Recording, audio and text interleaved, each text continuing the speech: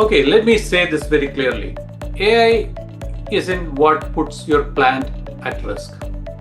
Careless AI use definitely is. I'm seeing people post drawings, processes, even customer details into random public AI tools. I'm seeing browser extensions that can read everything on their screen, including portals and pricing. And when there is AI written policies and safety language that nobody reviews, if it goes out wrong, you own that risk.